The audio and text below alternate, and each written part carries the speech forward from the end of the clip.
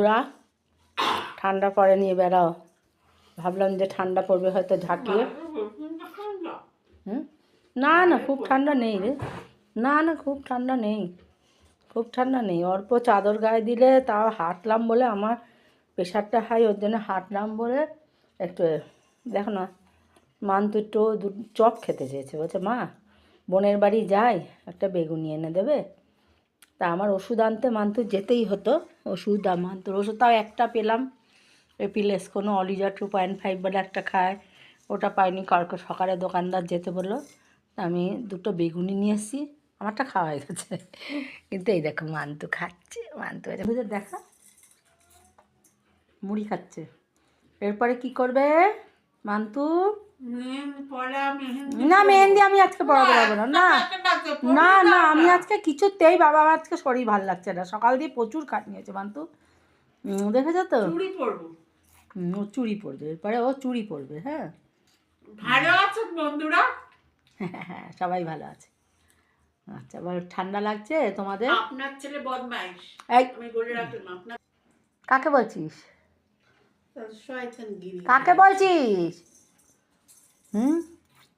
দুপুরবেলা নিনি কে ফোন করেছিলাম, টিনাকে। তা আমার রানী ফোন ধরেই আমাকে বলছে তোমরা কবে আসছো। আর আমি বাইরে গেছিলাম আনতে, ওষুধ আনতে মান্তুর, ওই এক কাটি মেথি শাক আর ছোট্ট একটা বেগুন কিনে এনেছি, কালকে রান্না করব। টিনা খুব সুন্দর রান্না করে মেথি শাক, আমি টিনার হাতে যে কী ভালো খাই, কিন্তু আমার হাতে টিনার মতন স্বাদ হয়তো হবে না, কিন্তু তাও করবো, দেখা যাক। কোথায় রাখলে? ওই তো ওই তাকে, ওনার জন্য আবার এই 15 টাকা দিয়ে একটা পন্সের একটুকুনি, 10 টাকা দাম ছিল, এখন 15 টাকা হয়ে গেছে, একটা একটু লোশন মানে বেরোলে ওর জন্য আনতেই হবে।